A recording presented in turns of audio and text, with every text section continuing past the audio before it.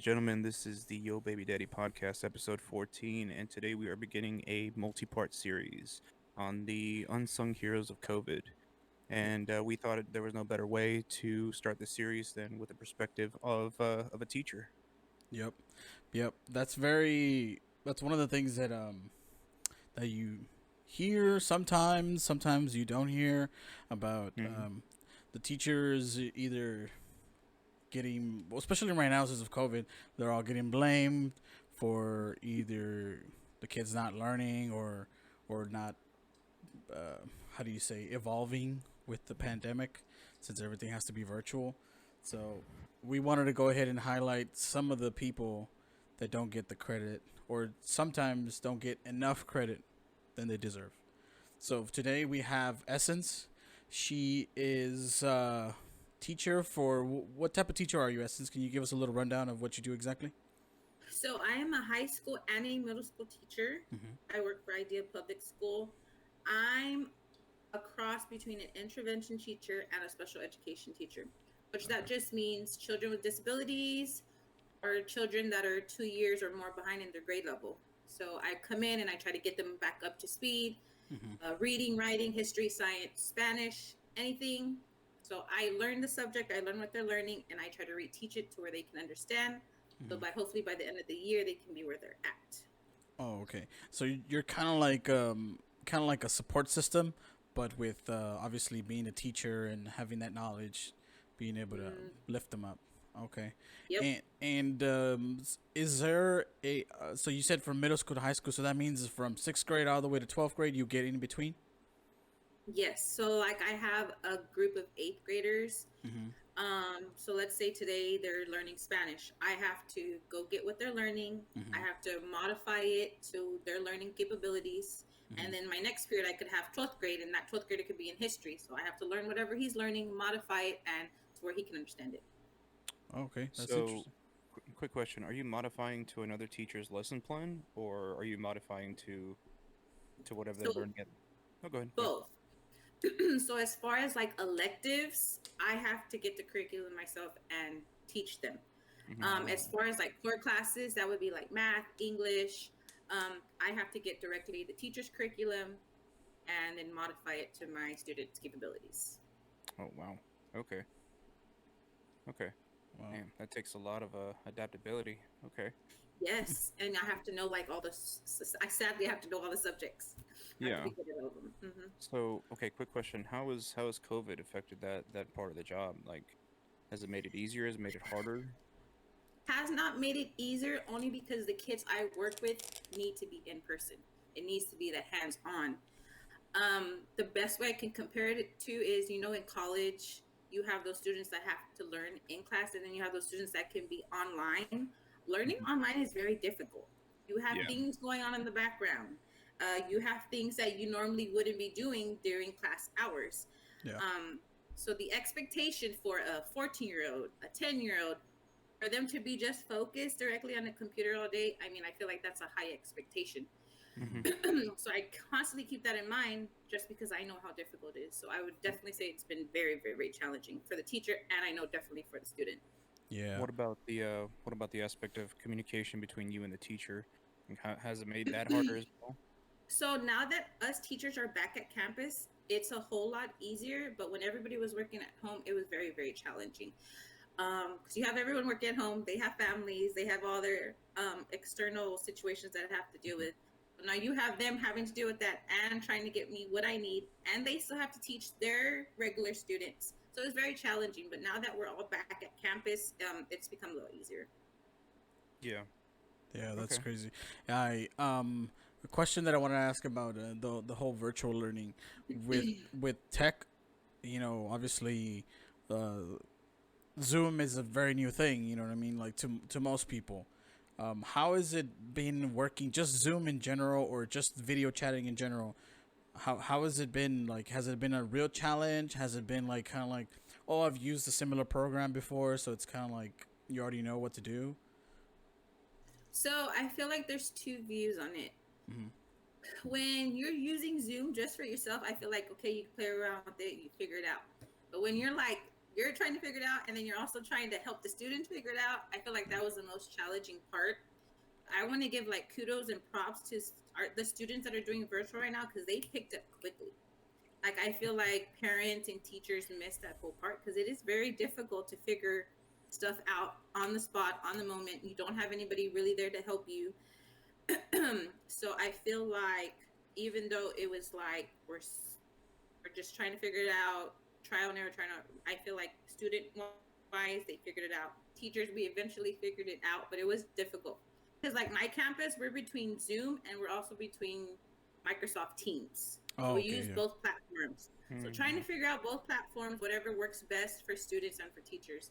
I feel like Mhm. that was the most challenging, just trying to figure out which one worked best. Yeah.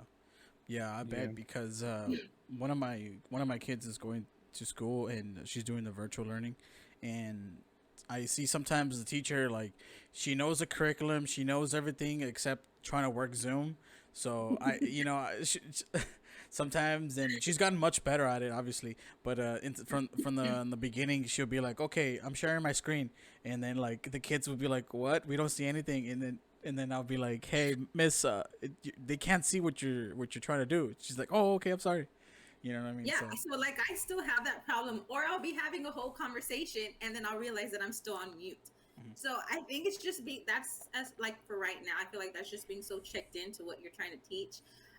But yeah, that was definitely a problem at the beginning because you think you're sharing one screen, but you're really sharing something else. So I definitely understand. yeah. Yeah. Let's Yeah. let's go ahead and shift. Oh, you got a question, Pete? Yeah. Well, no, I just wanted to make a statement. Like, my baby mama has been handling most of this stuff with the virtual learning and stuff. My kids just recently went back to school, and the weekends that I had them here on Mondays, I had to do the whole virtual learning with them, and I felt dumb as shit. I'm not gonna lie, I felt dumb as shit because like there were some times where they were asking for a certain way for me to send stuff, and I did not know how to work it. Yeah. That's one of the reasons why I started learning like the Google Drive, Google Docs, all that stuff, because the Hmm. school that they were going to at the time was really incorporating the whole Google Drive and all that stuff, and that's why I got so good at it. But it's a hard learning curve even for parents. Like Hmm. I can personally attest for that because so many teachers are using so many different ways Hmm.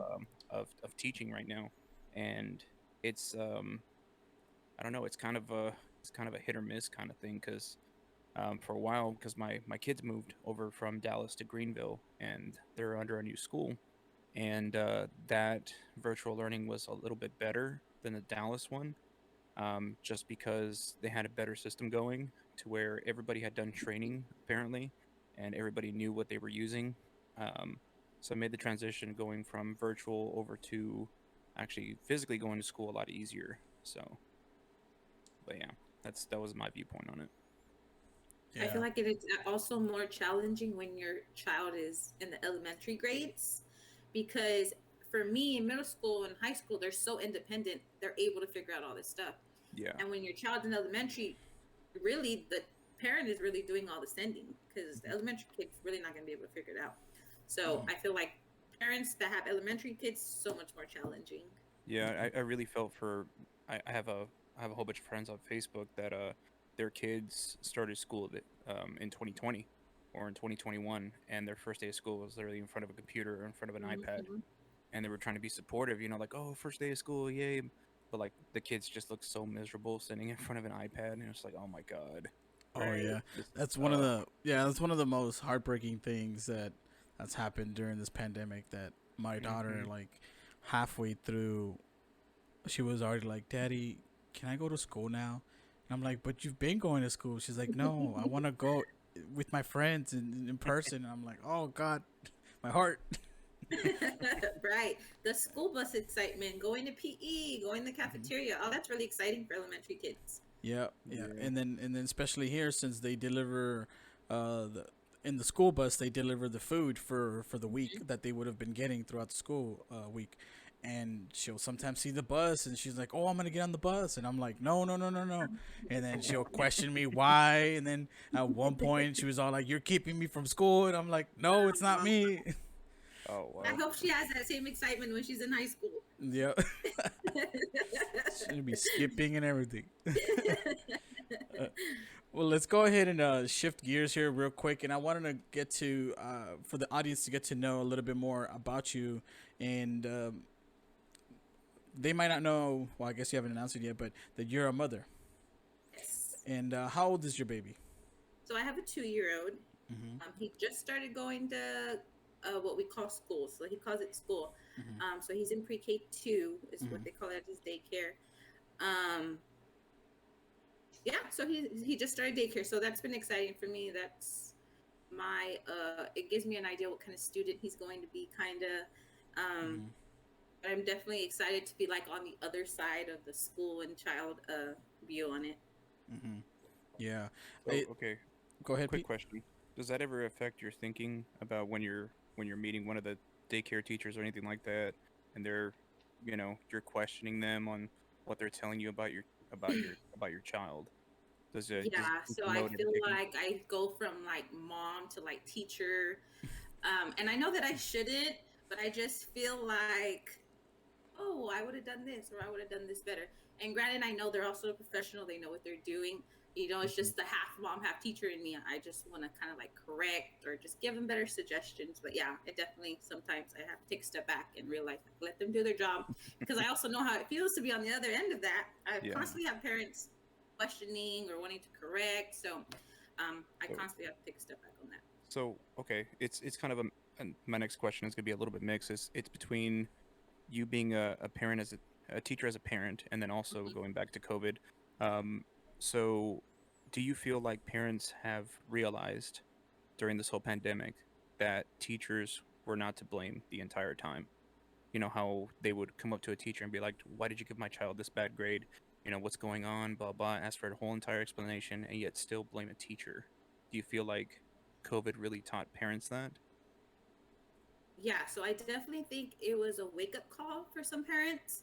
Mm-hmm. I feel like now they're able to see it from a teacher's perspective as far as trying to keep a child focused while also knowing that you have other kids in the class. So, like, for Mm-hmm. an example, I have a child that is still at home learning, but that parent also has 3 other kids. So you see her going from kid to kid. And I feel like that is a wake up call, because imagine if you're the teacher and you have 25 kids in your class, 20 kids. Mm-hmm. Um, I feel like now they're able to see like, hey, teachers are not just focusing on one child. There's not just only one thing going on in the class. Now they're able to see it. Yeah. Very much. I've seen a lot of people's viewpoint on that change drastically, just because I would have friends talk about like their experiences with teachers and Mm-hmm. what happened with that, and then like literally COVID happened, they started having to teach their own kids, and then complete different appreciation for teachers. I just wish the schools would reflect that and appreciate teachers more, just Yeah. because of during this pandemic. It's just teachers have really had to step up, and I think a lot of people don't. I think people appreciate that, but I don't think the school board system appreciates that. Yeah. I And definitely yeah, I'm one of those people that I never doubted teachers. I just didn't know how much. I knew that they were like doing so much for the kids because I know dealing with multiple people. We were kids at once. We were in high school. We were always like, there was always a group doing something over there while the teacher's trying to teach and trying to keep everybody together. So I understood that, but as my kid, she's in pre-K 4. She's finally going to go to kindergarten this fall, and just seeing the way that the teacher is able to command and keep the kids focused through Zoom is incredible. And you know what I mean? Cause like, man, some of these kids are like just, they're it's natural. They're gonna be kids. They're gonna get distracted. They're gonna want to yell, scream, teacher, teacher, teacher, everybody all at once. And I would see that in that slowly and more that teacher was able to gain control of the class while not being physically there. So I already know physically it's one thing, but being able to do it virtual, that's like wow, hats off to her because that's a lot. That's a lot. yeah, I think sometimes parents, not that they forget, but I feel like they miss the part of being like patient. Patience is key to teaching. If you do not have patience, you are not going to survive. So I Mm. think that now parents have a better understanding. I feel like that's the best word, understanding of what a teacher life looks like.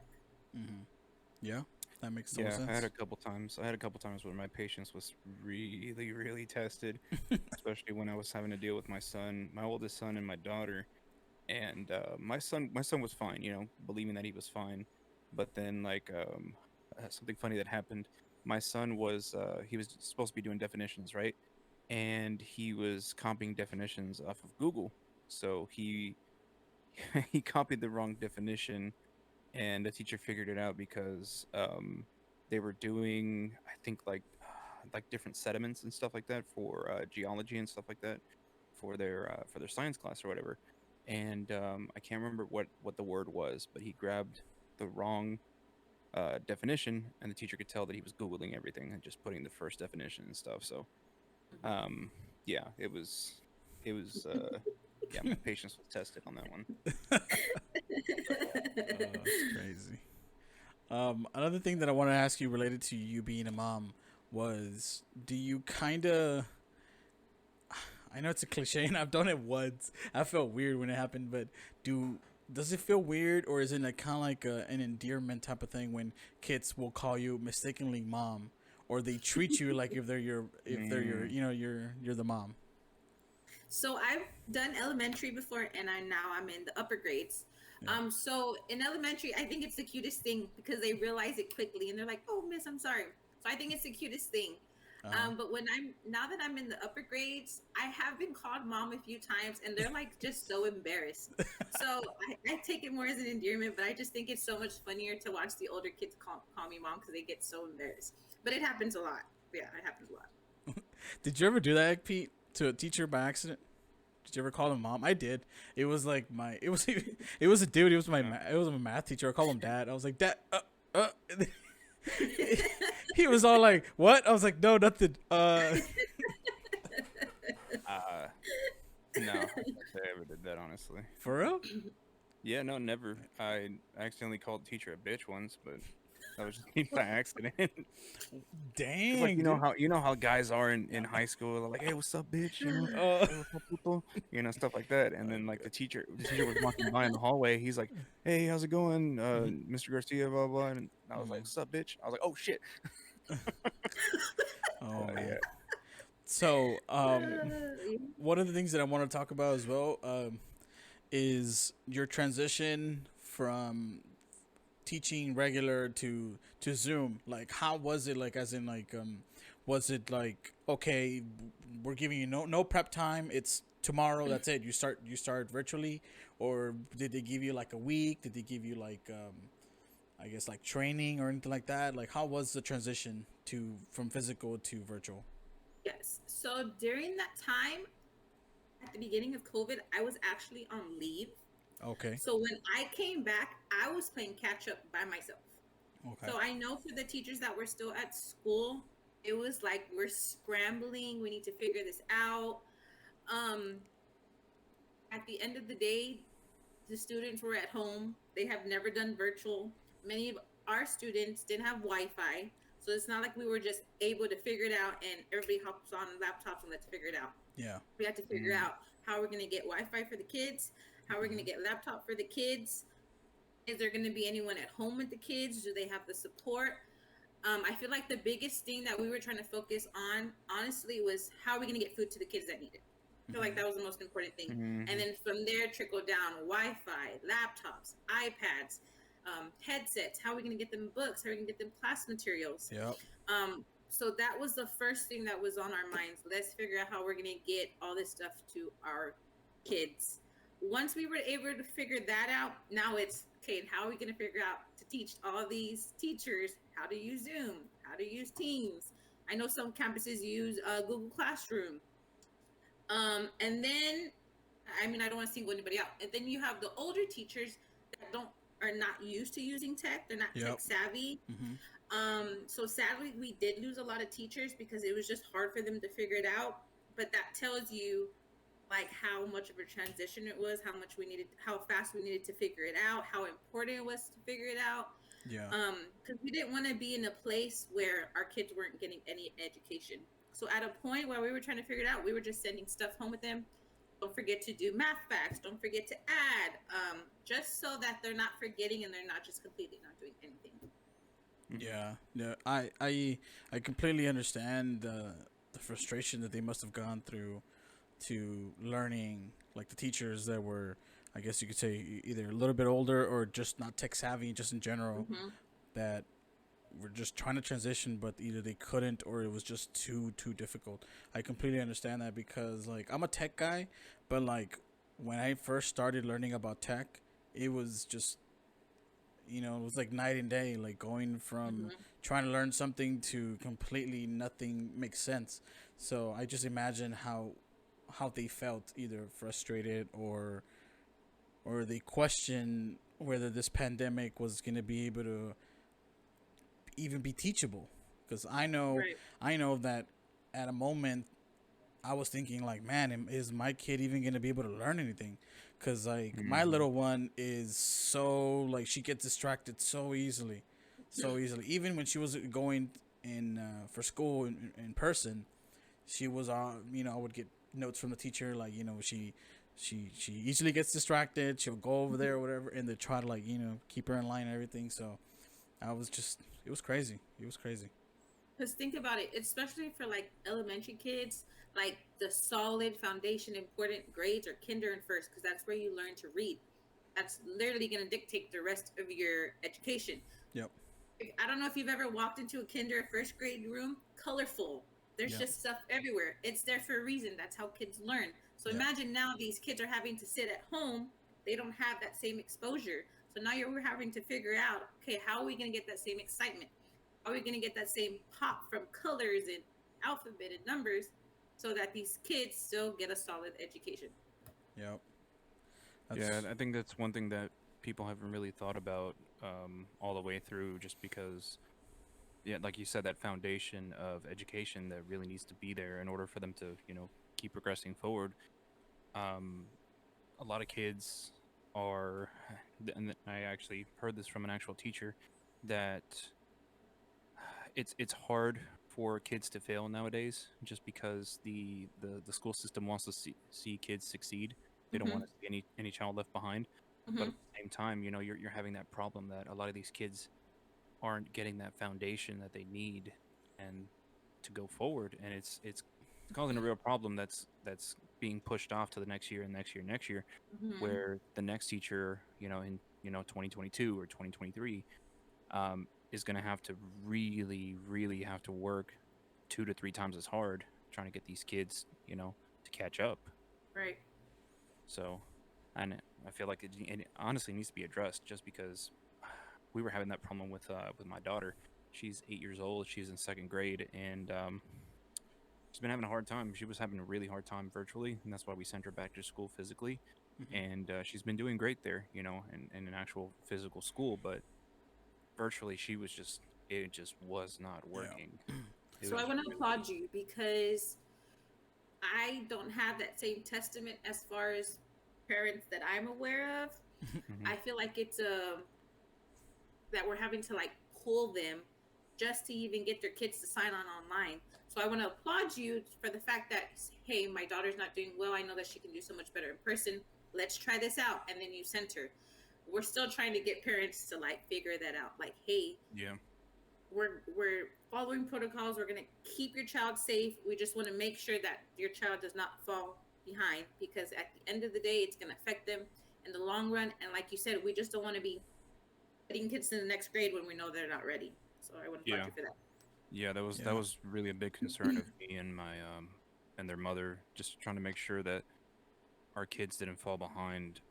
Especially our son, he's 11 years old, and he's in the fifth grade, and we really want to make sure that he, is able to pass his tests, and then because he's going to middle school next year, Right. and Yeah. it's a big jump. We want to make sure that he doesn't get left behind, and especially with our daughter, like, she's always been, going to school and stuff like that, and that transition between going from physical to online and then back to physical, that online portion was rough.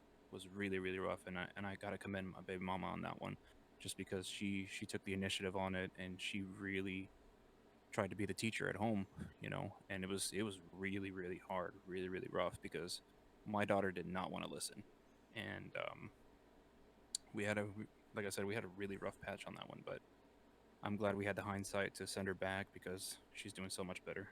Mm-hmm. Yeah, and I bet that was a tough decision in because of the whole COVID thing. Yeah, it was. I mean, we had to weigh our options and stuff and really make sure that this was the right choice that we had to make. But Yeah. at the same time, we had to put our trust in the school system and Mm-hmm. really hope that they were going to take care of our kids, And so far, so good. But I don't know, man. I'm just dreading the day that we get that call that oh, your kid's got a quarantine and stuff. So it's not going to be fun. But No, yep. kids need their education. It's tough. Yes, I mean it's very important. I mean, education has always been very important, Mm-hmm. especially for me. Yeah. Um, I wasn't the smartest kid in the room, but I definitely wasn't the dumbest. Mm-hmm. And I enjoyed school. I enjoyed school as a kid. It was my reprieve away from home, and I enjoyed every subject. I enjoyed all of it. It's just I don't want my kids again to be left behind. I want them to Yeah. have some sort of grasp on intelligence and some grasp on, hey, Mm-hmm. this is this certain level of intelligence that you need to make it out in the world. Everything else that you need to learn outside of school, I'll take care of, but please get an education. So, Yeah. yeah. I Um. feel like on the Go I'm ahead. sorry. I feel like on the flip side of like parents that are too scared to still send their kids to school, I feel like as Mm-hmm. an educator and as a teacher, you still have to have some understanding. Like there's a good reason behind it, which I totally understand. Yeah. And I feel like as a teacher, you need to already mentally prepare yourself that there's going to be more than a handful of kids that come back next year or Mm-hmm. whenever they decide to open. Um, you're gonna have to work extra hard. At the end of the day, it's not the kid's Hmm. fault. At the end of the day, it's Yeah. not the parents' fault. Um, so I feel like as long as that communication is there, and as long as you know as an educator, you're probably gonna have to work your butt off a little bit harder, because at the end of the day, everybody was affected. Yep. Everybody was affected, and you're not gonna be able to say, or at least I won't be able to say and stare there at the child and be like, "Well, there's nothing I can do to help you." Like Yeah. that's not an option. And if you feel like that's an option, then you're in the wrong profession. Yeah. Mm, Yeah. No, that makes perfect some sense. true words. Some Yeah. very true words on that one. Someone had asked in the chat. Like, I'm assuming this is a question for Essence. When a child isn't listening or starts misbehaving, how do you do it now? How do you either, I don't know, for the lack of a better word, discipline or correct them? How do you do it now? All right. So for my group of kids, what I've always done is I like to figure out what they like. Oh, okay. So I'm going to use specifically my eighth grade group. They're very big on like TikTok and social media and listening to music. So Alright. they know as soon as Miss P starts the class, if we are on task, if we do what we're supposed to, the last 10 minutes of class, we will be able to listen to videos, listen to music, something that they like. Yeah, yeah. So I use that as a reward. Mm-hmm. If for some reason that doesn't work, they know that I have their parents' number, so I'll immediately call them, or I'll call them on Zoom, and they get so embarrassed. So that's worked before. If worse comes to worse, I'll have to remove them from class, and then I'll tell them, guess what? You're gonna have to stay after school, after hours, and it's just gonna be me and you on Zoom. Because most of my kids like to act out for attention. So if Mm-hmm. there's nobody else like in the class, they're okay. Mm-hmm. So I usually go through the steps. I haven't had to go further than that. That usually works. They're really Yeah. big on music, so as long as they're like, Miss P, can we listen to music? Mm-hmm. Um, they're good. They're good throughout the day. Wow, actually a pretty good strategy. I didn't think of that. Wow, Mm-hmm. that's crazy. I would have never thought that a teacher would have Zoom called the parent and put him in the meeting and stuff. I'm like, oh, Yes. Imagine Oh, you're. I've yeah. even had parents call them. I have parents. I'll call them. Hey, so and so, he's not paying attention, or he has his camera off. She'll come out in the video, and then she'll acknowledge his misbehavior. So that's worked. mm, So I feel like it's nothing like completely major, but if you need to be redirected by your parents and it gets the job done, that's what's gonna happen. It shouldn't have to take Miss P to the third consequence for you to get it together. Yeah, Yeah. I feel like I'd be that parent that would like answer and be like, "Wait, what are they doing?" Then put down the phone, go over there, turn the camera on, slap on the back of the head, and be like, "Go to work."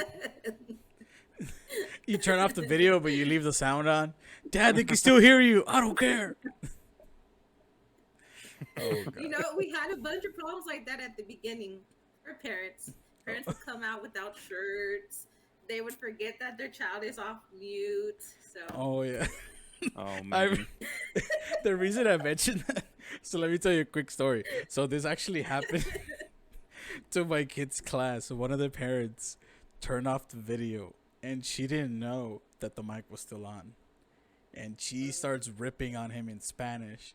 Vas a ver, blah, blah, blah, blah, blah, and wait until you finish. That she kept repeating that. Wait until you finish school, and then like she, and I think she smacked him because I heard a little like, yeah. and I was like, oh shoot, and then she turns on the video, and and the teacher's kind of like, okay, we're gonna move on. Right, there's nothing you can do at that point. Wow. Yeah. But it's crazy to think from the start of that to now you'll hear the parents, are you on mute? Are you on mute? Or is your camera on? Because now they know. Now they're aware. Yeah. Someone has Yeah. asked. Go ahead, Pete. I'll ask No, you no, first. I was gonna say that parents have become more aware, thankfully, Mhm. just because they started to learn from mistakes, and unfortunately, it's been going on for so long. Eventually, they have to learn, like, hey, are you on mute? Is the video on? Hey, what's Right. going on? Yeah. Stuff like that. Like, even I had to learn that because, like, the times that I would be with my kids while they were at school, virtually, I would like come in and be like, hey, are you on mute, or are you on video? Yeah. All right, cool. Here's a Mhm. snack. Kind of. So yeah. Yeah. Someone's asking at your school, Essence, is it required for them to have cameras? Because in the city that they live in, it doesn't require it, and it's hard for them to know if the students are paying attention. That's hard. If your school doesn't require for the kids to have a camera, how do you know if they're paying attention? That's hard. So we trick our students. And I Really? wouldn't say trick, but we use more of a reward system. Uh huh. So all my kids have their cameras on. Uh huh. And it's crazy because my mom is also a teacher. She teaches in the Valley. She, Mhm. she only has one student that has their camera on, which I think is crazy. What? I have every student in Oh, all wow. my different classes with their cameras on. The catch to it is that they know if Miss P does not see you participating, you do not get a good grade and you don't get to get any of the rewards. My kids are big on rewards, thankfully, so that is what works. So like one reward for them having their camera on is if they have their camera on all week, they get like a free 100 or they get a free pass. Okay. And so that works. There are cases where I have to call on a student like, hey, Jacob, your camera's not on. Hey, Jacob's not camera on. Your camera's not on. So I'll text them like, hey, your camera's not on. We already know our expectations. Yeah. We know what you what will happen if you don't turn the camera on. But I can only say that 98% of my students have their camera on. So it's crazy to hear of schools that don't have their cameras on. Because like you said, how do you know that they're actually doing their work? And plus having their camera on, I have my students take pictures of their work and send it to me because I need confirmation that they're learning. Yeah. That's. Yeah. I don't know how. What? No camera? Right. That's crazy, dude. Yeah. It's. I couldn't do it. Man, and you know what's interesting is that well, someone made a joke out of this, but it does kind of make sense that kids that are doing school right now during COVID, whether it's middle school, elementary, high school, or even college, if they weren't tech savvy before, now they are, and they're calling it like you're learning how to be tech support basically, because Yeah, they had to pick up fast. If you really think about it, these kids had to pick up fast on how to type stuff on Word, how to do PowerPoints, how to submit stuff. Like they had to pick up fast, and I give these kudos so much praise because it's not easy. It's not easy. I don't think if when I was in high school in 2010 that I would have been able to pick up so fast, honestly. yeah, that's Yeah. Very true. It's crazy. Um, Shit, I didn't own a computer till I was like fucking 16. Shit, man. uh, We um, were broke. Another thing that I wanted to ask you is with the whole the kids learning, right? You know, they're learning virtual. Mhm. We've already gone through the steps of the transition, how it happened. You know, you pretty much labeled it as what I kind of expected, which was try to get a game plan, establish Mhm. that game plan, and then try to refine that game plan and try to make Mhm. it better and see what works, see what doesn't. So you know Mhm. what I mean? Like I get that. So I know it's not really like I guess kind of like your expertise, but I kind of want to get your viewpoint on the whole the kids that need that support system from the school where there is they you know how like certain parents sort of treat school like kind of like daycare in a way because you know they have to go to work while Mhm. the kids are at school and that's the only time that they're able to go to work, but now since they Mhm. have to be home, have you seen either kids fall fall into that trap of of not being comfortable being at home and learning because they're not I guess you could say like not used to it, or they or feel the pressure from their parents because they're kind of like, oh shoot, I don't, not necessarily they don't want them there, but they can't have them there since they're trying to go to work. Like if that makes sense. Right. Yes, so it does. So yeah, we do have students like that, and I thankfully the campus that I work at, we have offered like we'll go pick up the kids for you and we'll bring them if the obviously if the parent doesn't mind. But if the parent does mind, I mean, we try to be as supportive as we can. Yeah.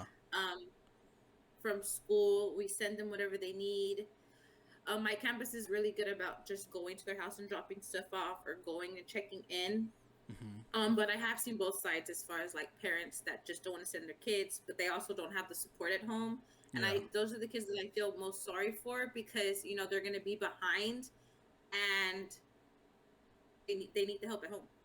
There's no way that you expect a child um, just to be able to figure it out at their house by themselves. And Hmm. especially if they're home by themselves, we do have kids that are home by themselves all day, or they're like 16-year-old sisters taking care of them. Yeah. So you can imagine what chaos looks that what that sounds like at home. Hmm. Um, but yeah, it is a challenge. I mean, from my perspective and my experience, I just have to be as supportive as I can. I'm constantly asking, "Hey, do you need anything?" Constantly reaching out to the parents, even if you have parents that don't respond to you. I'm still constantly Yeah. responding. I'm reaching out to parents. I feel like as long as there's some type of communication going on, I feel like eventually maybe you'll break that barrier or eventually get something out of the child or out of the parent. Um, and at the end of the day, I mean, it has to be two-way street. But I mean, as a teacher, just constant communication to parents and to child. I feel like that's the Yeah. most important to parent and to child. Yeah, that makes total sense to me, and that's kind of like what I was hoping that um, I know not every teacher can be as involved, whether they got personal things going on or you know what I mean, or they're having a tough time adjusting. But that makes total sense, and that's a sigh of relief because some I know some parents, even though they may not respond, they see that text or they see that Zoom notification or whatever it is that you send them, and they know that okay, you know, this teacher is, even though I'm not replying to her or I can't reply to her or whatever, this teacher's trying their best. So I know my kid's in good hands, and I wanna tell my kid, hey, your teacher's trying as much as she can. I want you to try as much as you can, and you know that might spark something within them that Right. hopefully you know all of us need that right now since you know a lot of people can't see family members or whatever, and they might feel down. So a spark like that, it makes sense and it's greatly appreciated. I would appreciate that if like my teachers, I mean my kid's teacher is like that, but I know not everybody's teacher can be like that. Like I said, personal Right. stuff. Because, like, what if you had a teacher that is with your child all day and you don't know anything? You don't ever hear from the teacher. And then on the other side of that, you have teachers that are just messaging the parent when there's something bad.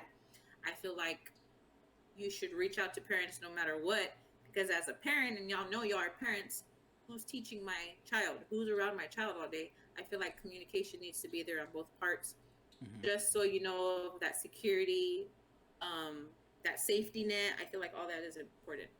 Yeah, that's crazy. Is your I know that your baby mama handles most of the virtual stuff, Pete. But does she tell you about the teacher, like as in like she's involved and stuff like that? Like I said, not every teacher can be like that. You know, we get it, personal stuff Yeah. and other things going on.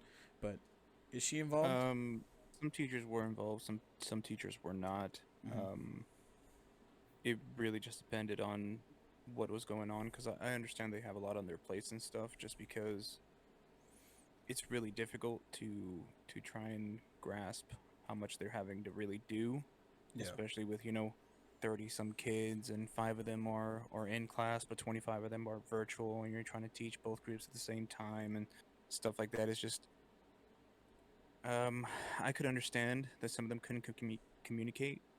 Some of them did, especially from my eldest son. um it was just kind of hit or miss, honestly, just because Hmm. I didn't expect it, just because I knew it was so freaking difficult, all the things that were going on at the time. But I don't know. I mean, I would have appreciated a little bit more communication, but my baby mama was the one handling that. Just because my kids live with her, so she was pretty much having to be the stay at home teacher and stuff. But it was a hard transition for her. I would hope they would have communicated to her. I'm not entirely sure. I would just basically find out from her what was going on. But but yeah, I mean, that's the only experience that I have with it. Yeah.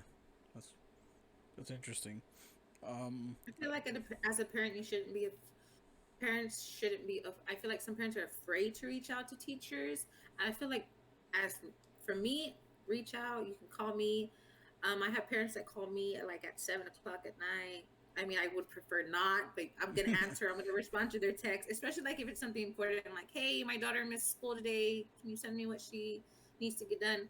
I appreciate stuff like that because I know, like, Yeah. hey, you're on top of your child about their stuff, being supportive. But I would say, like, hey, parents, send your teacher an email, send them a text, just let them know, like, hey, if you ever need anything, just let me know. If you need my daughter to do more or something, let me know. I feel like that's important. I think most teachers would also appreciate that, and just like parents would appreciate if teachers reached out to them. Yeah. Yeah. Yeah, that makes sense. I guess we can shift gears a little bit real quick here, and talk about more. I guess more about you and being a mom. Okay. One of the things that I wanted to ask you as well is, as being a mom, has it shift your style of parenting just in general? I mean, parenting, be teaching. You know, prior to being a mom, you know, learning how to do what you got to do, and then now that you're a mom and stuff like that, has it changed at all? I feel like I've always had like that motherly instinct, motherly nature as far when it comes to my students. So I wouldn't say much has changed, but I do say now that I have a son, I feel like he's made me softer, so I baby my students more. I will say that. But as far as like a big change, I wouldn't say that I've changed because I feel like I've always been the same when it comes to students and when it comes to kids. Yeah. Um, and I think that also stems from the fact that I've started in elementary. Because when you work with kinder students versus when you work with eighth graders, Yeah. complete difference. Kinder students are very needy. Um, so I feel like I built that motherly instinct teaching little kids. So I feel like that's just followed me during my teaching career. Oh, that's crazy. And I wanted to ask you, one of the stigmas that some teachers I guess get with having kids is that they get on them on their assignments. Do you think down the road you're gonna be that teacher mom that you be like, "Hey, did you do your homework? I want to see." And I was like, "Oh, you didn't do it right, or they should have given you more, or whatever." Do you think you're gonna be that mom? Yes. So my husband and I make jokes all the time because I always say, man, I feel so sorry for our son because he's obviously going to go to the same school that I teach at. Yeah. I'm obviously going to know all his teachers. But I also feel like on the flip side of that, I still have to let him be a kid, be a student. My mom Mm-hmm. was a teacher growing up, so I know what it feels like to have a parent as a teacher. Yeah. And she was not on me like if she was a teacher. She just knew that I should know what my expectation was. I need to go to school and I need to be a student. Mm-hmm. But she was not gonna let me be a kid at the end of the day. So I feel like there's a balance, and I feel like Uh-huh. as long as I'm balanced, that I'm still. I need to make sure that I'm his mom first, and that I'm not just his teacher. So balance between those. Yeah. Man, I feel like that would be hard. I don't know. What do you think, Pete? You think if you were a teacher, you think you'll be able to Uh, differentiate yourself from being a teacher and being a parent? I wouldn't be able to hold back from being like, "Hey, did you do your homework? Let me see it." Da, da, da, this and that. I'll start grading it. Different stuff like that. You Like, start grading the homework before you turn it yeah, in. I'd start grading it for them. Be Hey, like, but "Nah, you need also to do this shit I want again." to come home and be a mom. I don't want to be a teacher all day, every day. So I feel like there has to be a Yeah. switch. I feel like for me, especially when my kids get older, if I was a teacher, I'd be especially getting on to them just because I know how smart my kids can be, but I Mm-hmm. Hmm. know how lazy they can be as well because like, Oh. I was sort of the same way, especially towards high school, towards the later end of high school. I didn't Yeah. give a shit. Like honestly, I didn't give a shit. I was the kid in the back who would just, like I would draw and I just be in the back drawing, right? But the one advantage that I have, I'm good at multitasking. So I could listen to the teacher and hear the entire lesson while I'm still drawing, never writing notes or anything like that, right? The teacher would see that and then they would try to challenge me and be like, "Oh, they would ask me a question about what they had on the lesson on the board, right?" And I would answer it correctly every single time. And then they leave me alone and then I could just go back to drawing. So yeah, I was really good at that. But I know my kids are capable of doing that because I've seen them doing that. I've seen them completely ignore a subject and they'll Mm-hmm. just they'll just do their own little thing. Like my son, I would catch him watching YouTube um, while the lesson's going on virtually, and be Yeah. like, "Hey, dude, what the hell? Come on, man!" And he's like, I'm just watching blah blah blah or whatever." I'm like, "Come on, dude, you're not at that level yet. Okay, get a little older, then I'll understand you can multitask, but not right now. Come on." He's watching It's like, He's watching Baby Shark while the lesson's going on. nah, dude, he's 11. He's like watching like Fortnite videos and stuff, and all these other shit. I don't know, dude. Oh. It's like How it's like you don't fuck with a Jedi Master, son. Like I perfected the technique. Come on, I know what you're doing. Come on. someone So said yeah, that it's called senioritis. Oh, senioritis. senioritis. Oh no, Senioritis. that happened to me See, in my for me freaking as a junior student, year. I was just always bored with whatever we were learning. I was just bored. It wasn't True. until I got to college where I felt like I was challenged and I was excited to learn. But like through grade school, I was just always bored. Yeah, that was a big thing for me too. I was always fucking bored, Mm-hmm. especially like I said, the later end of high school. Yeah. Everything was boring. But like, in order to try to challenge myself, I put myself in AP classes, and then I was still bored. Like even though I was in advanced placement, like I just fucking bored, and it was just I don't know, it was just too easy for me. And then I went to college for a year, and that just bored me too. I was like, God, this is so fucking boring. And it wasn't until like I started learning about like computer networking and computer maintenance and all this other stuff during high school, and then later on after college, into college, I started realizing that was what was fueling my brain and making me think and making me actually want to learn about these things. And I started realizing I'm a hands-on learner. Like I need to physically do something in order to learn it. Like you can tell me all day and night about something and I'll learn it for that day maybe, but other than that I won't care. So I'm so glad you mentioned that because that is one thing I push on my students because I feel like there's a narrative out there that all kids should go and need to go to college, which Mm-hmm. I do believe. But on the other side of that, there's 4 year college, there's junior college, there's technical college. I feel like the narrative needs to Yep. be yes, we should go to college, but there's options. Yep. Not every student needs to go to Harvard. Not every student needs to go to Princeton. Not every student needs to go to an all black school. I feel like we need to tell the students, hey, you have options. And just like you said, you're a hands on person. I have students that I know who are hands on. I have students that want to be mechanics. They don't need to go to Harvard to be mechanics. Hmm. They don't Yeah. need to go to Princeton to be mechanics. We have technical college. I feel like we shouldn't downplay junior college. I feel like we shouldn't downplay technical Oh no. college, Mm-hmm. because at the end of the day, those are still careers. Those are still jobs that we need people to fill. And if our Yeah. students are good at that, that's where we need to lead them. We don't want them to Yeah. be led to something that they're not going to enjoy, that they're not going to complete. So I'm glad you mentioned that, because that's very important. I feel like teachers need to let kids know they have options, and not everybody needs to go to a 4 year college to be a doctor, because that's not No. Yeah. everybody's destiny. That's not everybody's calling, and that's not what everybody's going to be good at. Yeah. I Yeah. remember when I was in high school, like it was so heavily pushed. Like you need to go to college. You need to do this. You need to do that. You need to do this. And I'm just like, I don't really want to go to college. And then I was in this program called Avid, and they made us do like I remember Avid. my mom made me go into Avid because she really wanted me to go to college and stuff. But like, we had to put like college applications and apply for Mm-hmm. scholarships, do this and do that and do this and do that. The only part I even liked about Avid was having to write essays because I'm like I love writing, but Mm-hmm. that was it. Like other than that, I didn't enjoy any of it.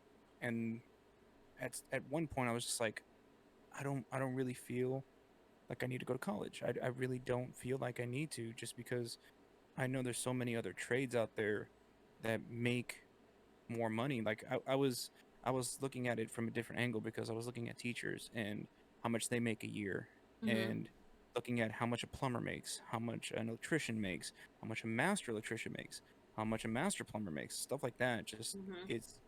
it's mind-boggling that um, these schools aren't teaching kids that hey, you can do other things. You don't have to go to this type of school or this type of school or go for Mm-hmm. this job field. Like you can go for this type of job and go to a technical school or whatever pathway leads you into it. Right. Just go out and do it. And it's I don't know. I just really wish that was emphasized more Mm-hmm. because my son, when he's in school, Yeah. he's having the same experience I'm having. They're really pushing, hey, you need to go to college. Hey, you need to do this. And I'm the one who has to tell him, like, look, dude, if you don't want to go to college, don't. I understand, once you're 18 years old and you graduate from high school, if you want to take a break and just chill, or hell, even go to the military, or just go to a technical school, or whatever you want to do it.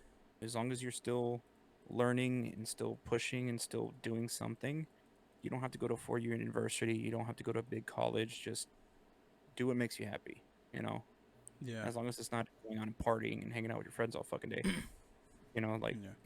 do something that's going to be beneficial to your life, Right. you I know? Yeah. think the most important thing that we should show kids is that they have options. What Hmm. kind of narrative does it look like for us just to say go to college? Do you know how generic and general that is? Like, what is that even supposed to mean? So I Yeah. feel like as educators, I feel like we should be pushing options, not go to college. I feel like that doesn't help at all. I feel Mm-hmm. Yeah. like giving them options and breaking it down, saying, hey, you can save so much money if you start at a junior college and then eventually work your way up if you do want to go to a 4 year college. No. Or if you, like you said, all those professionals and careers that you said, those are all licensed professionals. That is a career. They make great money. Why don't we also suggest that to kids? I bet you half the kids don't know about that. All they know about is we need to go to a 4 year college. So I definitely Hmm. agree with you. I feel like we definitely need Mm-hmm. to pitch that to kids too. Um, just so they know that there is options out there and that it's Oh not yeah. just one sided. Mm-hmm. Yeah. Very Yeah. much. I Oh, go ahead. uh, I wanted to get I wanted to get your perspective on something that I always thought that was kind of important that I don't know if they teach it still, and that I've talked to some other people from different other high schools or middle schools that they never had this was learning about after high school, as in like filling how to fill out a resume, um Mm. what are taxes just in general, you know what I mean? Like I know they kind of teach that, but at the same time something that it can actually be applied really well, like I don't know, kind of like a life Life skill. skills Yeah, class. yeah. In my high Yes. school, the only life skills class that we had was one that you just learn how to fill out a resume, and that's it, nothing else.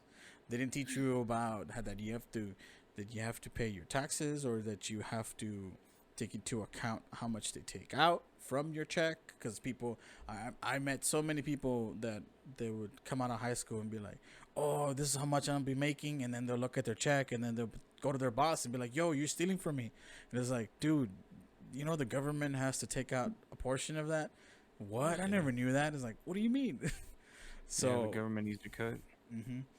Yeah, so I wanted to touch on a little bit of everything that you said. It's funny that you bring that up because I just had this conversation yesterday with my husband saying, like, why didn't they teach us in high school about, like, insurance? I feel like I still don't even really understand how insurance works, Oh. like, as far as deductibles and all that stuff. So I was making a joke out of it, saying, like, I wonder why they don't teach us stuff like that in school. So at my campus, we have a class called Road Through College and to College. And in that class, they do teach them about like resumes, um, Wow. and there was one big one, and I told students like, "Wow, y'all learn about that, managing money." I feel like Oh that's yeah. very important. Mm-hmm. Yeah. Mentioned about like checks and stuff. I remember my first job. I got my first check. It was like $90. I blew all $190 on one pair of shoes, and I was broke again for 2 weeks. Like, I feel like in school they need to teach us how to manage money, income tax, taxes, resumes, how to interview people, how to answer questions in interviews. I feel like that's all important, and life skills, because post school, post college, that's all it is. Figuring how to get throughout life. And I feel like Mm-hmm. those are things that we also need to prepare kids in class. Yeah. And then there's also like this thing, like, is it supposed to be parents who teach students that, or is it supposed to be the teachers that teach students that? um so I feel like that's why there's really like no set Mm-hmm. class in education, at least in public education. Yeah. But I definitely feel like we should at least touch on that stuff for our older kids, like our juniors and seniors. I Yeah. I honestly wish that they had, just because like there's a lot of stuff that I didn't learn until I was a full grown adult, like about Right. taxes, about hell, even mortgages, homeowners insurance, Hmm. life insurance, medical insurance. The sky's the limit on shit that I didn't know. Mm-hmm. And I understood, my family didn't know how to teach me those things, but at the same time, like, I kind of shot myself in the foot because I became a teen father early on, and I had to move out and do my own thing, and then it's it's just stuff that I never really learned, and I had to learn the hard way when I was doing my taxes through a tax guy, right? And then I got audited by the IRS, and I'm like, what the fuck is this? And they audit you, and it's like shit. So Right. I had to pull up old receipts and files and stuff, and I'm like, fuck, I don't have the Mm-hmm. complete paperwork and stuff. I don't have, paper trail and stuff like that. So I ended up having to pay like 5 or 6 grand back to the IRS just because I didn't have that complete Damn. paperwork. So I was like, son of a bitch. And it was a real eye opener to where I started learning more about taxes. I started learning more, like, I evolved that into learning more about insurance and learning more about, just contracts in general. Just what the fuck are you signing? Especially when you're getting a new phone. What are you signing? What are Right. you signing up for? Credit. Mm-hmm. Credit. Credit, yes, Yeah. credit is very very important. I had to learn that the hard way too. That was not fun learning about credit. That was Credit. not fun. Yeah. Um, I wish I was like knowledgeable enough, or like had the credentials to be like, hey, I would like to go to a school and be like, hey, I volunteer during the summer, so it doesn't disrupt the actual flow of school during the summer. If kids want to sign up and take my class two times a week, and I'll teach them throughout the summer about not only about financing, because that's a big one. That's how a lot of people mhm, go into debt, because they don't know how to manage their money just in general. They don't know about, like, mhm. certain percentages of how much to take out from your check, how much to save, and all that stuff. Uh, Also explaining APR. That's a mhm. big one. Yeah, that's I that's a still know Right. that's a a lot of big people that Right. one. don't know about APR. Yeah. Right. Credit, as how Pete said, like, I wish I was like that, like had the credentials enough to be like, hey, okay, I'm gonna teach you guys about credit. I'm gonna teach you guys about how to manage your money. I'm gonna teach you guys about mortgages, or you know what I mean, like stuff like that. Because I feel like there's a lot of people that either get into debt or they just feel overwhelmed and make bad decisions just in general when it comes to all those subjects. Yeah. I'd imagine how much more knowledgeable, how much less debt people would be in if they did teach it in school. Because I don't know Yeah. if y'all are familiar, but like professional athletes, before they get to the professional level Mm-hmm. in college, they sit down and they bring people in to teach these athletes, like, hey, some of y'all are going to move on to be professionals. Y'all need to learn how to manage your money now, because they've seen Mhm. so many athletes get big, blow all their money, they get hurt, and now they're broke again. Oh So yeah, I yeah. know Mhm. So I know that they Oh, yeah. bring people in. So imagine if we were able to do that at a high school level, how beneficial it would be for when they go to college. And when they get their leftover fast fund money, they don't go blow it on spring break. Instead, they save it. So, Yeah, yeah, Yeah. that's I mean, that's that's very interesting that you bring that up, because I've seen so many articles about of like really well popular players, whether it's football, basketball, baseball, whatever, and yeah, like after they retire within 10 years or less, they're already like going broke, where they're just doing anything that they completely can, broke. commercials, whatever it is that they can get their hands on, they start doing it because they're already going broke. Right. nationwide is on your Oh, fucking Peyton Manning. yep. No, so, okay. Touching base on that, when you mentioned FAFSA, that's a big thing that people need to understand, like Oh yeah. financial aid and the Hmm. things that you're doing with your social security number and having to pay that back. Like, it's a big billion-dollar industry. Like student loans, it's crazy how far into debt you're willing to put yourself to get an education. Hmm. Right. And that's one of the reasons why I want my son to wait to go to college or make the decision to go to college, because at 18 years old, I didn't know what the fuck I was doing. I just people kept telling me, "Hey, go to school, go to school, go to school," and I bought into the idea and went for a year, and it was the stupidest fucking decision I ever fucking made. I should have just worked and done my thing and not allowed people to pressure me into this decision. Whereas, and this is going back to teaching about taxes and all that other stuff. I feel like it's upon me as a young father to teach my kids these things, because it's shit that I wish that I would have learned. Especially credit wise, tax wise, insurance wise, stuff like that. I had to learn that the really hard way, and I have to make sure that my kids understand this so that they can have a better, how do I put it, a better foundation for when they become adults, because it's really hard to get off the ground when you have no knowledge whatsoever, and I can personally attest to that. And I don't Hmm. I don't want my kids to go through that. So I feel part of it, like Essence was saying, part of it is the responsibility of the parent as well, Yeah, because 100%. we have to be able to talk to our kids about these things, Yeah. even though they might not understand, but you have to get it into their heads, like, hey, you need to manage your money financially, you need Hmm. to do this, you need to do that. Like, you need to learn now, because these are things that you're going to need when you're an adult.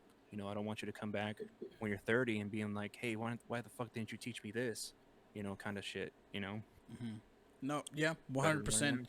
Yeah, 100% agree that that not all of it falls into school. Obviously, you're a Hmm. parent for a reason. You have to teach your kids the ins and outs of life. 100% agree with you. But I know there's certain parents that either are like kind of like in Pete's. Well, I guess Pete already knows about it. But let's say, for example, Pete's a young parent. But let's say, for example, he never knew how to teach this to his kid.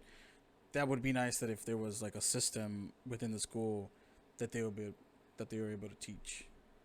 Right. So Because if you think about it, you see people in debt, then you see their kids in debt, and then you see those kids in debt, because it's a cycle. it's a How domino can you effect. break the cycle? Yeah, domino effect. How can you break this domino effect when there's nobody in the family that knows how to correct it, that knows how to break it? Yep. So I feel like in that case, education needs to come. If y'all are going to promote for all these kids to go to school, then education, you need to do your part. You need to Yep. inform them what's credit. You need to inform them what's income tax. You need to inform them what's APR. Because I don't think as teenagers you understand how much credit affects you. I think you're just thinking short term, like, ooh, I got a credit card, ooh, I got Mm. extra money. And credit is follows you for the rest of your life, and I don't think they let teenagers or young adults know that. Yep. Mm-hmm. Yep. Very much. Or some of them think like, nah, man. I'm gonna be a musician, or I'm gonna be a actor, or Like whatever. YouTuber, I'm never gonna have to deal with credit because I'm gonna buy everything straight cash. It's like, right? you're not thinking of what if you don't make it, or you're not thinking of, okay, sure, you make it, but then you only have your 1 year or 2 year span, and then that's it. You go back to normal life.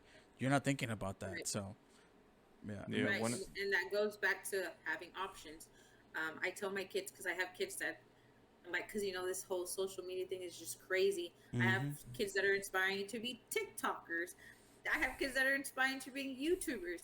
And as an educator, I don't want to like dim their light and say that's not a job, Yeah. because if that's what they want to be, that is their option, that is their choice. Yeah. But I just want to be able to inform them, like, make sure you have multiple options, because you never just want to focus on one thing, because if that thing does not work out, you're gonna be back at ground zero, and you don't want to be back at Mm-hmm.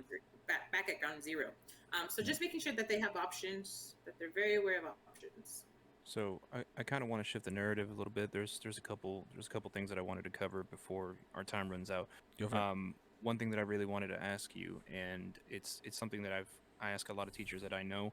How do you feel about the whole school shooting situation and the not only the stigma behind it, but then also how educators are being um, basically seen upon as the first line of the first line of defense. You hear about these parents wanting teachers to carry firearms, or or Hmm. even the drills that they're starting to run at schools before COVID happened.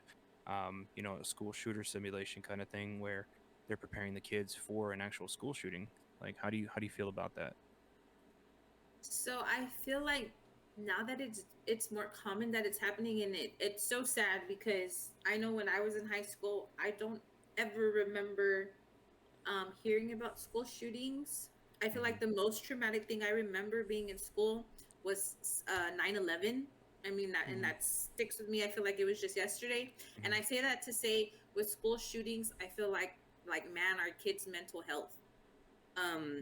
I feel like mental health plays a big part when it comes to school shooting. Oh yeah, I feel like definitely. there needs to be a more spotlight on mental health, and also on teachers, like knowing your students' parents are um putting their faith in you. If anything does happen, at the end of the day, it's you and these students. You have to protect these students. Us teachers, we know that these are our kids, these are our students. If something were to happen, we have to be their line of defense. We have to be able to figure out a way to protect them. We know that. I know that. But like, as a parent, looking at it as from a parent point of view, I understand why parents say, or why people are throwing out why they want teachers or people on campus to have guns. I understand they feel like that is the best way to protect their kids. So I Mm-hmm. understand Hmm. why they say that. I just don't feel like there's one definite correct answer to solve the problem. Mm-hmm. I do Yeah. feel like we need to put more emphasis and more spotlight on mental health. And we also need to keep in mind teachers are still humans. We're not specialized Yeah. to be military. We're not specialized to be policemen. Um, but for me, from my experience, from being a teacher, from being a parent, I just want parents to know that at the end of the day, we're gonna put your kids first. We're gonna do what we have to do to keep them safe. Mm-hmm. Um, and hopefully that follows up into administration. At the end of the day, we have to follow what they say goes. Yeah. Yeah. Um, but as far as school shootings, I feel like that goes hand in hand with mental health. So I feel like when we talk about school shootings, we're talking about mental health.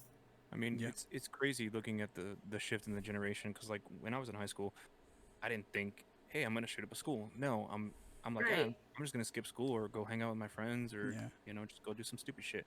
I wasn't thinking like I'm gonna kill some people today. No, like it's fucking crazy to think that these things are happening in our generation. That there's so many mass shootings now. I mean, like I was doing some research before the episode started. There's been 45 mass shootings in this month alone in 2021 in the United States. 45 mass shootings, and it's crazy. And like I'm a diehard Republican. Don't get me wrong. I love my guns, but the fact of the matter is that we need to have parents need to be more responsible with their firearms. I'm Yeah. sorry, but they need to be more responsible with their firearms. A lot of these shootings are happening because kids are getting access to those guns and then Yeah. taking them to school and then just, just unfortunately killing people. And I had to have an honest conversation with my son, and I didn't want to have it, but I told his mom ahead of time, like, hey, I need to have a conversation with him about a school shooting, like in case it happens, because we live in fucking Texas. So I Mhm. basically had to sit him down and I told him, like, look, dude, I need you to understand, if something happens and you hear there's a school shooting, I need you to go to the nearest room or whatever the hell it is, take cover, don't be a hero. And it broke my heart having to tell him that. Don't be a hero. Like, I'm sorry, but I don't want to get that call that, hey, your son died, and I don't want to get that. So I had to Mhm. tell him, like, dude, just run, get it to the nearest classroom. I don't care if it's your classroom. I don't care what the fuck it is. Get in there, shut the door, make sure the teacher's covering the door, whatever you got to do, but don't be a hero, okay? Yeah. And But it, that's that's parenting. We shouldn't put our young children in a place where they feel like they have to be Superman, where Yeah. they feel like they have to be a superhero. That's not what they're at school for. They're at school to be kids. They're at school to be students. The adults are the ones that need to attempt or need to be their protection. So yeah, I praise you on that, because there's no reason why we should make our kids grow up faster than they need to be. I had Yeah. to I had to explain to my son with the article about that the young man that passed away. It was that Florida shooting, the not the Sandy Hook, but the other one, um, where he basically covered a door with his body and he was shot like 10 times through his body, and Wow. he basically died a hero. And I had to show him that. I was like, dude, I applaud this kid. He's a hero, but I don't want that to be you. I'm sorry. Yeah. I would, if you did it, I would love you, and I would be so proud of you, but my heart would be broken, and I Yeah. and I wouldn't be able to handle it. Yeah. So I Right. Because told him, no, like, yeah, no parent would be okay regardless of them no, saying, "Hey, your unfortunately, your son, passed away, or whatever, but he died a hero." It doesn't matter what you say after you've heard those words of, "Hey, your kid just passed away." Everything else doesn't matter. Sure, other parents might appreciate it, but you yourself wouldn't. It wouldn't. It would no, just be like, Right. that's nonsense to me because my kid's dead.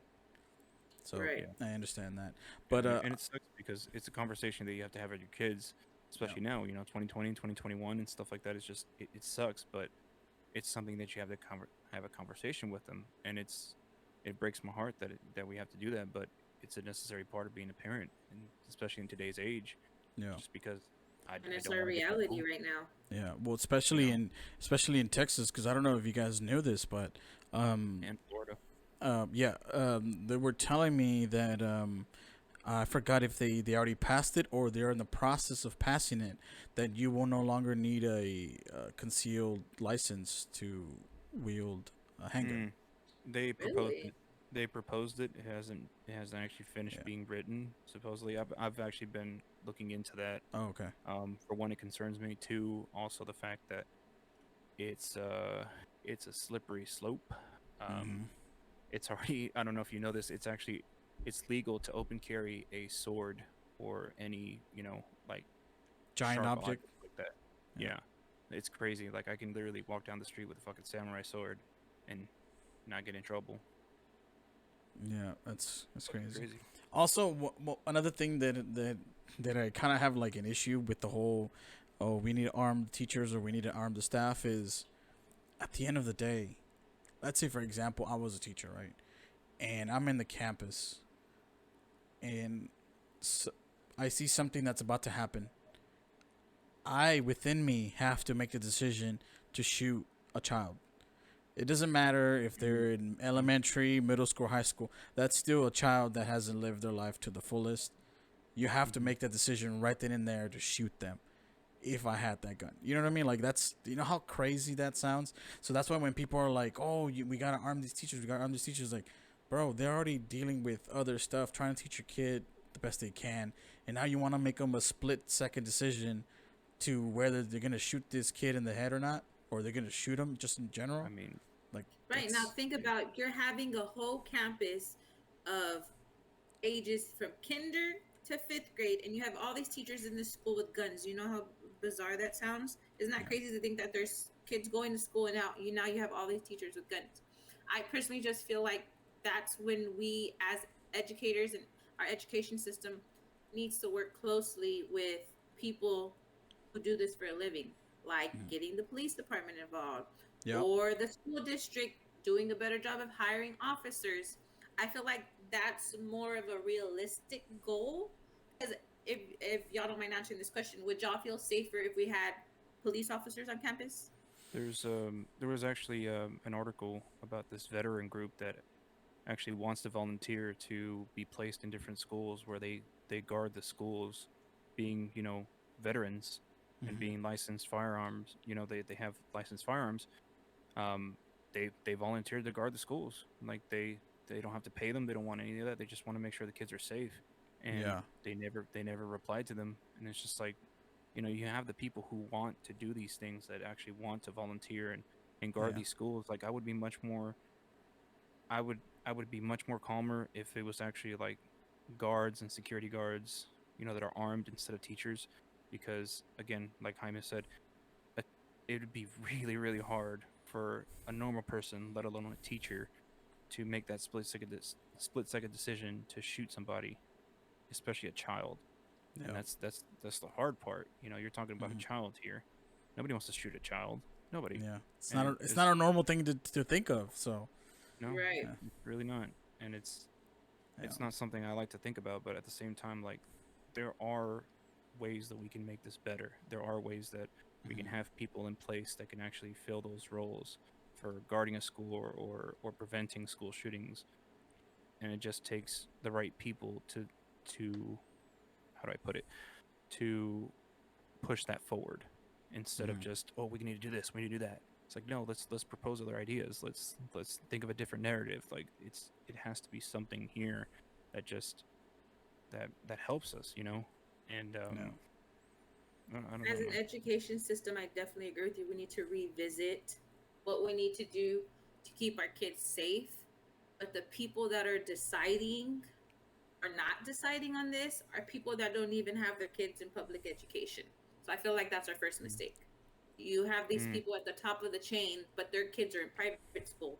So Mm-hmm. they're not dealing with the same situation. They're not dealing with the same social impacts. So I feel like the start of that is we need to get teachers up there. We need to get people that actually know what it's like to be in public school, not these private schools where they're all protected. It's Yeah. a whole different ball game when you're in public school, especially when you're in public mm, school in a low income area. I feel Mm-hmm. like that changes the whole game. That changes the whole perspective on education. That changes the whole perspective on safety. So, how do you expect these people at the top to be able to view the same way we view things in a different area, um, Yeah. so to say? well, technically at the bottom. I mean, let's be honest. The people at the top don't Right? understand how the people Are at the sitting at bottom. the very top. Yeah, Mm-hmm. I mean, you bring up a very good point. I mean, politicians don't understand what's really going on down here on the streets. Like, Mm-hmm. I can honestly go back to my experience here in Dallas. Like, uh, shit, I live in the hood right now. Like, I went to WW Samuel, and the classes there weren't the best. I mean, I'm glad for the things that they did have, like computer maintenance and stuff. And that's honestly one of the reasons why I loved going to school. But I mean, if I'm gonna be honest, like, there was a lot of classes that I wish they had.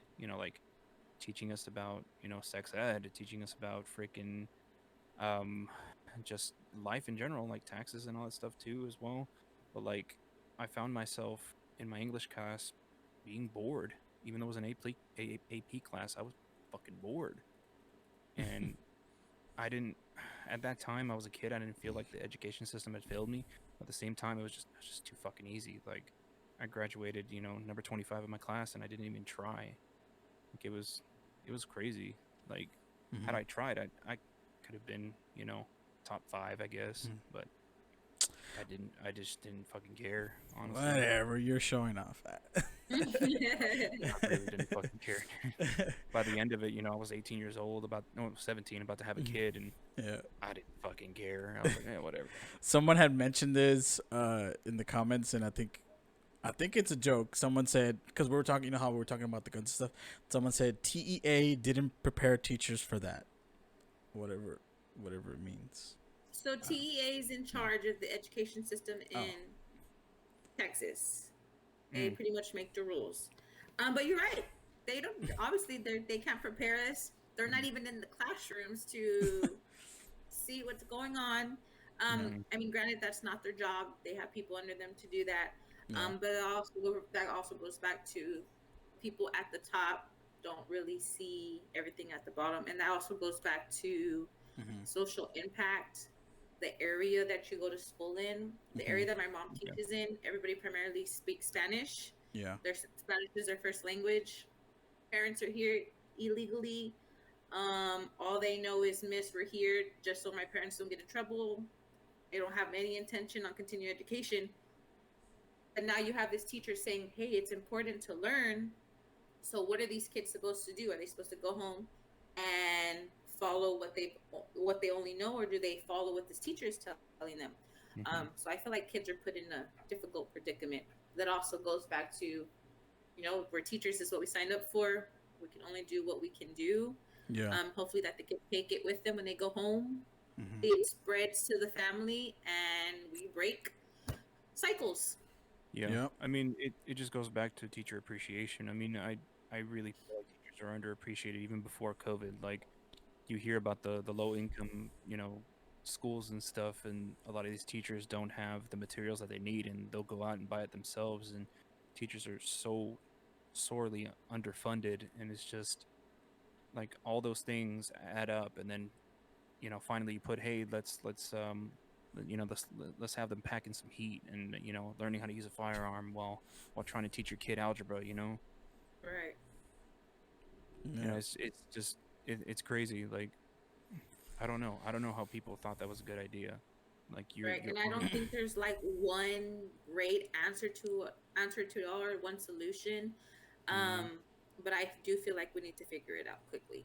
We Yes. Yes, need to very figure much. I mean, especially, now that everybody's, getting vaccinated and really pushing forward to reopening everything, is just it's a scary time, Yeah. Right. because shit, we barely partially reopened, and you're already hearing about mass shootings. You're already hearing about school shootings again. And it's just like somebody made the joke. It was a dark joke, but it was that it's fucked up. But like, it was a meme. It was basically saying, "Oh, school shootings are happening again." It's like, America's healing, and it's just Yeah, that's it's sad. fucked up. Hmm. It's fucked It's up. sad, but it's kind of true at the same time. Yeah, Like, oh, yeah.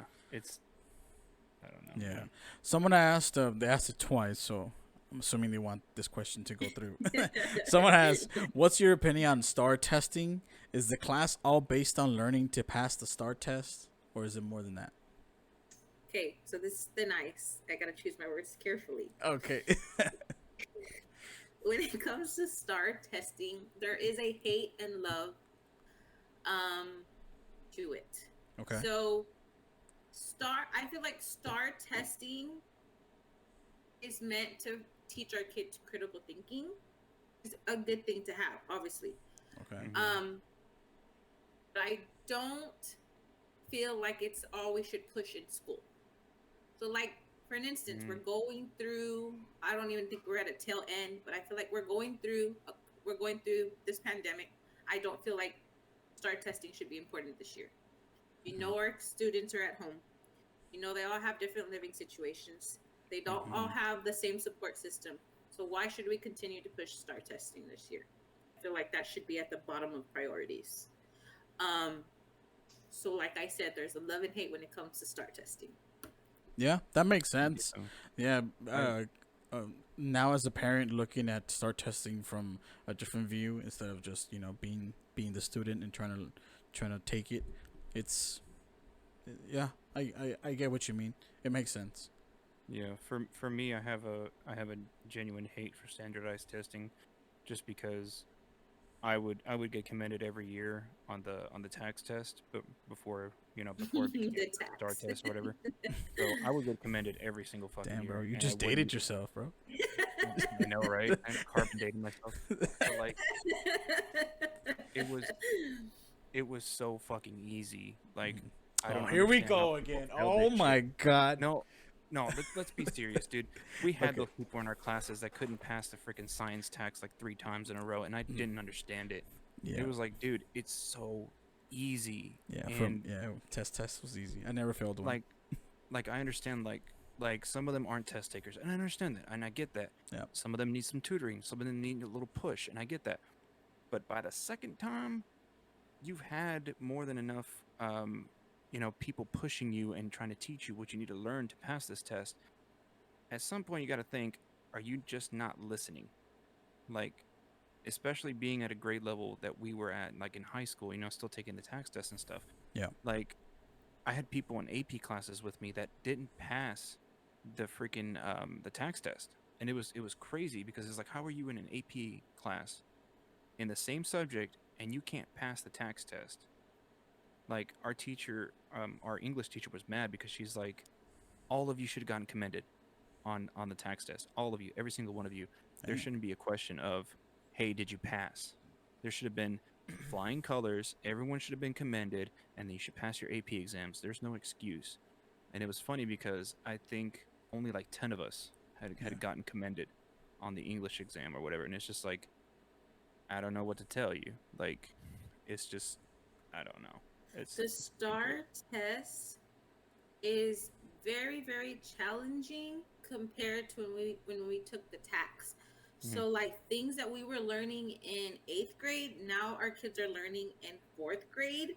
So like for me, I remember learning fractions in middle school. Now there's 4th graders and 3rd graders, now they're learning fractions then. Mhm. So the STAR test I stresses our kids out. So wait. I have students that like are losing sleep because of how stressful the STAR test is to them and how much we have to push it because there's people above us that make these rules, so we got to follow them. So we have students that lose sleep over the STAR Yeah. test, and I feel like there's no reason why students should be stressed Yeah. out I about mean, a test. I'm just speaking from my personal experience and my personal viewpoint. I understand a lot of people can't handle tests and stuff like that. Like some people are commenting on the comment section. I'm just speaking from my own personal experience. Like Yeah. I can't speak from that position because I was never in that position. Mhm. So Hmm. I was always able to pass the test with flying colors. Apparently I'm a good test taker. I'm good under pressure. Whatever it is, whatever helps me pass those tests is just whatever it was. But at the same time, it's like with standardized tests, you have to understand like some kids are not good test takers. Like I said, my my son is not a good test taker. I know that he's not a good test taker at all, Mhm. but he's really good hands-on, and I know he's good at hands-on learning because I've done it with him, and I've seen teachers work with him hands-on, and he's great at it. He loves science, he loves math, he loves all that stuff, and it's unfortunately it's catered to a massive number of kids, trying to get them to learn the quickest and most efficient way, and testing that to show the results. And it sucks because a lot of these kids need individual attention and different ways of teaching in order for them to succeed in life, in order to move forward in life, and to get an education. And it sucks. Right. So I think the point you're making is not being able to pass this test doesn't mean that my child does not know what's going on in class. And I Right. feel like Right. that's the misconception. And Yeah. I definitely agree with you because I have bright students that do great in class. They don't need my help. They can do independent work. But when it comes to a test, they are not able to perform. But I know my student knows it. So I don't think we should fail or punish the student because they didn't pass it on the test. When I'm in this class with the student, all these semesters, all these weeks, and I know my student knows this stuff. So I think it's unfair to punish the student, punish the teacher, and punish the school because we get scored off these kids on their STAR test. So it affects the Mhm. teacher and it affects the campus. I think that it's unfair to say, oh, this student doesn't know it because they didn't pass the STAR test and they've Yeah. performed in class all year round. Mhm. Yeah, that makes sense. Yeah. Um, let's go ahead and switch subjects here, and I want to ask you one final question before we go ahead and close out this episode. Is what actually I kind of had like a little brain fart here. I had the question. Damn. I had the question was ready to go. Oh yeah, here it is. Here it is. I totally forgot the question. What would you say, or what advice would you give for teachers or college kids that are going to school right now that are trying to go and be a teacher in general. It doesn't matter what subject, just they're trying to be teachers or they're already going to be a teacher. What advice would you give them, or any tips or anything that you can help them with? So I mentioned it earlier in the at the beginning. Patience. You need to know if you have patience. That's whether you're going to work with kinder students or you're going to work with high school students. For me, in my experience, I started at a community center. Mm-hmm. I started with kids.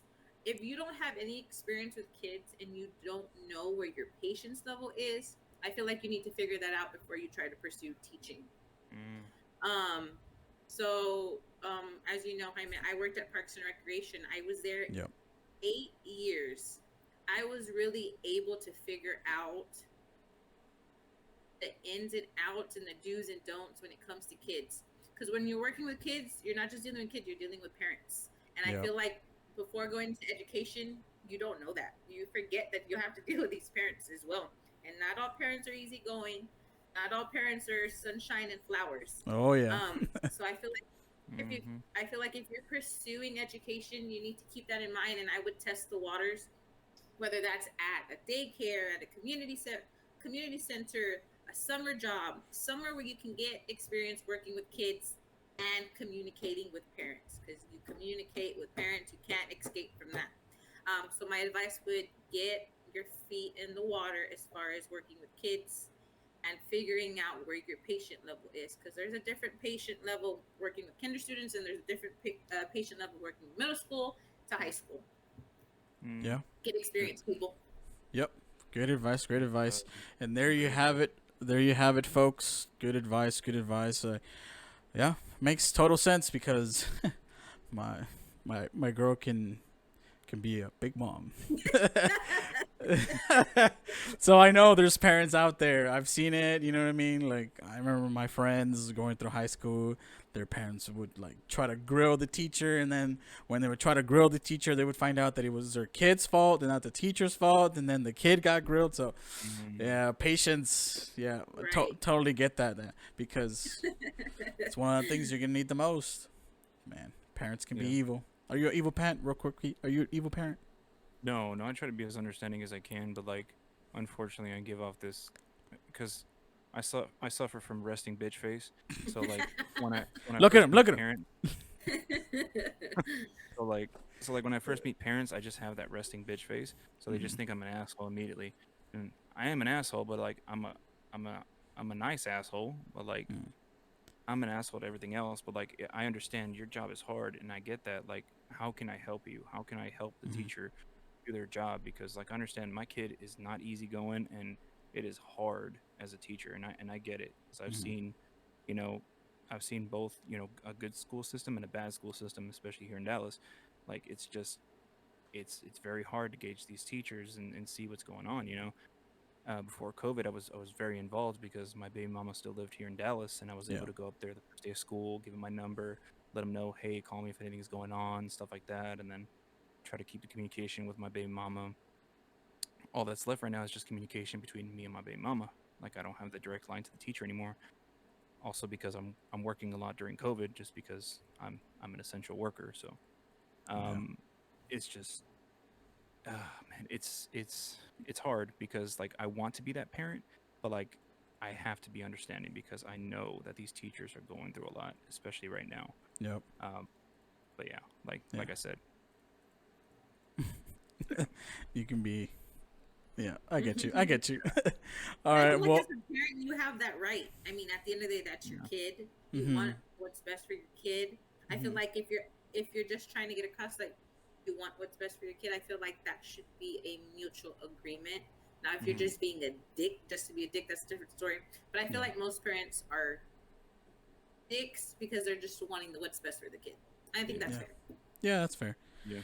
All right, well, folks, thank you very much for joining us today. Thank you, Essence, for being here and Thank you so much. sharing your knowledge and the insight of like I said, I don't want to take away from the doctors, nurses, firefighters, EMTs, all that stuff. I don't want to take away from them, but there is unsung heroes in this COVID time, and we want to cover them on these episodes, closing all the way to where we get to episode 20, which will be our final episode for this season.